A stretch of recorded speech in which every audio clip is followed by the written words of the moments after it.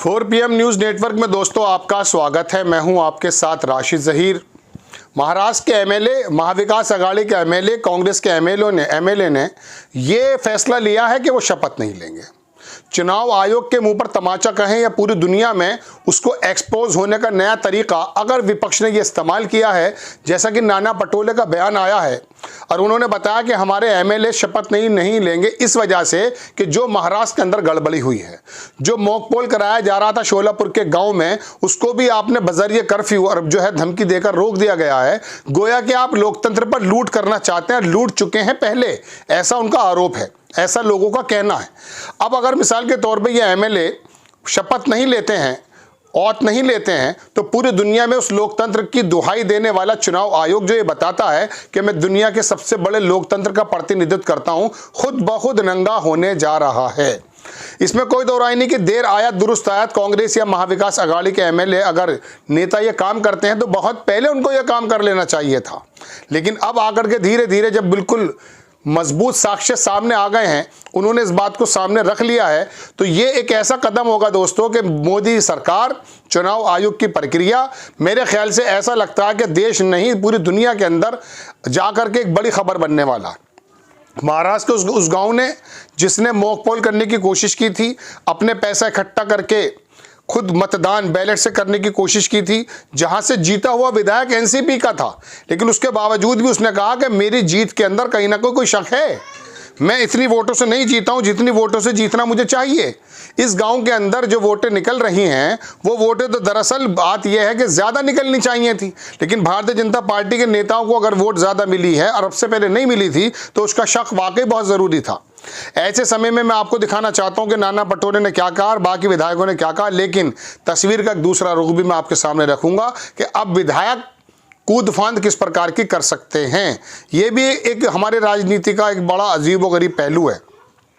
एक पत्रकार हैं, वो लिखते हैं कि Surabhi MVA members not take oath as MLAs. We will not take oath as new MLAs because they have won election by misusing EVM. क्योंकि वो लोग जो इलेक्शन जीते हैं वो मिसयूज करके जीते हैं EVM का, ये नाना पटोले का कहना है। छोटा सा वीडियो देखें आप। महाराष्ट्र में जो विधानसभा के जो चुनाव हुए, चुनाव के बाद महाराष्ट्र में जो स्थिति बनी हुई है कि जनता को नहीं लग रहा कि सरकार हमारे वोटों से आई है, और इससे लोग जनभावना जो है, जो मार्कंडवाड़ी में जो शुरू हुई वो पूरे महाराष्ट्र की भावना है। और आज मॉक पोलिंग को भी अगर चुनाव आयोग विरोध करती है, सरकार विरोध करती है, तो उसके पीछे का कारण ही है कि ये सरकार गड़बड़ी से आई हुई है, लोगों के वोटों को चुरा के आई है, ये साबित करती है। सरकार ने भूमिका लेना चाहिए, सरकार ने ये भूमिका लेना चाहिए कि हाँ मॉक पोलिंग हो रही है ना, तो होने दो गांव में मॉक पोलिंग, समझने दो एक बार क्या हुआ। ये सरकार का काम था, लेकिन सरकार पुलिस के माध्यम से उनके बूथ कैप्चरिंग कर रही है, जब रेगुलर चुनाव में चुनाव से बूथ कैप्चरिंग किया जा रहा है। और इसलिए आज हमने विधानसभा की वोट जो रहती है एमएलए, नए एमएलए की, वो नहीं लेने का हम लोगों ने निर्णय किया है। हम लोग उसके ऊपर आज उसका बहिष्कार किया है और ये भूमिका हम जनता की भावनाओं को रख के कर रहे हैं। देख लिया आपने ये वीडियो। इसके अंदर इनका कहना यह है दोस्तों कि दरअसल ये जो भारतीय जनता पार्टी चुनाव जीती है उसकी वजह सिर्फ ये है कि उन्होंने EVM का मिसयूज़ किया है। मुकेश कुमार बड़े अच्छे पत्रकार हैं, उन्होंने लिखा कि ये एक ऐतिहासिक फैसला है, इसमें चुनाव आयोग पर दबाव बनेगा और EVM के खिलाफ लड़ाई को बल मिलेगा। चुनाव नतीजे आने के बाद ही सुझाव आया था कि MVA को अगर चुनावी धांधली को उजागर करना है तो बड़े कदम उठाने पड़ेंगे। ये पहला बड़ा कदम है, वाकई बड़ा कदम तो है, लेकिन ये जो 15 जो MLA जीते हैं, कितनी मुश्किल से जीते हैं आपको अंदाजा है? इतनी मुश्किल से जीते हैं दोस्तों कि ये अब नाना पटोले की और इनकी सबकी बात को मानेंगे या फौरन इसके अंदर एकदम टूट पैदा होगी, चूंकि उनको ये मालूम पड़ चुका है कि लोग बुरा नहीं मानते हैं। कितने भी बड़े बड़े घोटाले कर दो, सरकार गिरा दो, बना दो, खरीदो फरोख्त कर दो, लोग अगले साल भूल जाते हैं।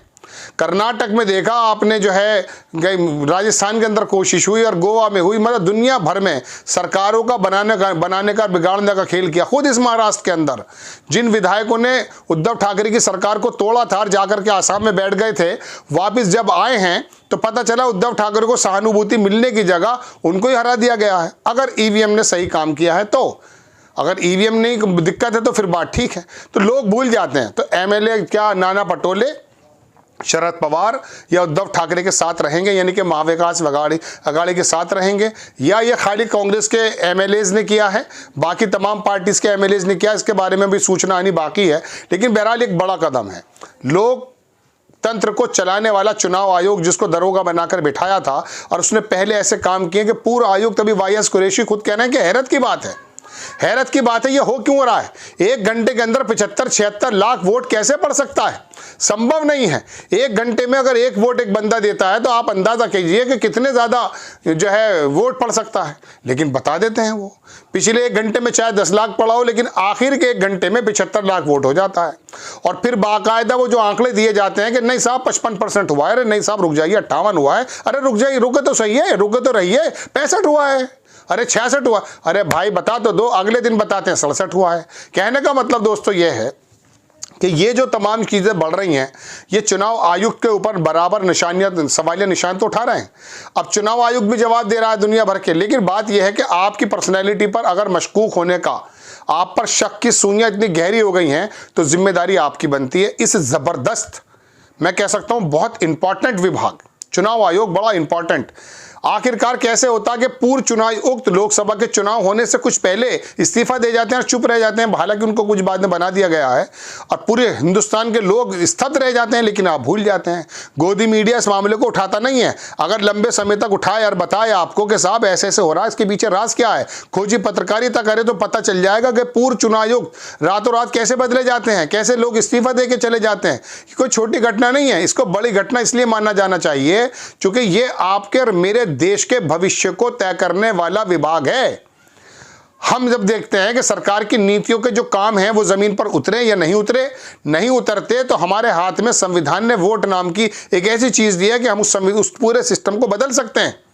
लेकिन कहीं तो मंदिर मस्जिद, कहीं जाति, कहीं वर्ग, कहीं क्षेत्र, कहीं और दुनिया भर के उसके अंदर धांधलियां, कहीं वोट बढ़ाना, कहीं घटाना, कहीं जो है पुलिस का सहारा लेना, कहीं लाठी पटकारना, कहीं रिवॉल्वर चांद देना, अब तो सारे काम हो रहे हैं। इसके अलावा ये भी चीज़ें चलिए पहले भी थोड़ी कम ज़्यादा होती थी, लेकिन अब तो प्री प्लान होने लगा है। वोटर लिस्ट के अंदर वोटर्स बढ़ जाते हैं, वोटर घट जाते हैं। लोकसभा में के अंदर पता ये चलता है कि लोकसभा अभी हुआ है, हर एक विधानसभा सीट पर 26 या 25 हज़ार वोट बढ़ गया है। वजह क्या है, इतना ज़्यादा वोट कहाँ से आ गया, ये लोकसभा में कहाँ था, कोई जवाब नहीं देता है। रॉ मटेरियल मांगते हैं कांग्रेस का प्रतिनिधि जाकर के चुनाव आयुक्त के पास, राजीव कुमार के पास, मिलता नहीं है, उनकी बातों को सुना नहीं जाता है। आप विपक्षी पार्टियों को समझते क्या हैं, आज भी 62-63% विपक्ष का जो है स्टेक होल्डर हैं वो लोग, आप उन्हें समय नहीं देते हैं। बहरहाल बड़ी खबर यह है दोस्तों कि अगर ये एमएलएज इस प्रकार का काम करते हैं और वो जो बता रहे हैं ना मल्लिकार्जुन खड़गे के ईवीएम यात्रा निकलेगी, तब जाकर देश का मामला बनेगा, पता चलेगा कि कितने लोग उसके अंदर आते हैं, तमाम स्टेक होल्डर। चूंकि ये काम तो पार्टीज का बनता है।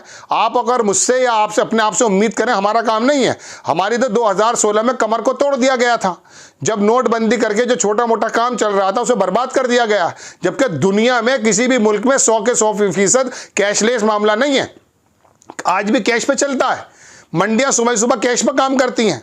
आपने काम किया कि आपने बिना कुछ कहे पूरे भारत को ऐसा एक्टिव समझने शुरू कर दिया। आपने बुनियादी सुविधाएं तो दी नहीं, गली मोहल्ले ठीक नहीं है, नाली सुरक्षा स्वास्थ्य ठीक नहीं है। आपने कहा नहीं साहब कैशलेस, बैंकों में पैसा चाहिए चूंकि काला धन आ जाएगा, काला धन तो नहीं मिला। लेकिन बहरहाल ये फैसले तमाम हुए हैं, लेकिन बहुत सारे देश के लोगों ने इसको एक्सेप्ट भी किया है। लोग मर गए लाइनों में, उसके बाद भी एक्सेप्ट किया है। बहरहाल बड़ी खबर यह है दोस्तों कि महाराष्ट्र के ये एमएलए जो महाविकास अघाड़ी के एमएलए बताए जाते हैं, नाना पटोले के मुताबिक अगर ये फैसला वाकई जबरदस्त है और इसका दूरगामी और चुनाव आयोग अकेला खड़ा नजर आएगा और दूरगामी परिणाम नजर आने वाले हैं। जय हिंद।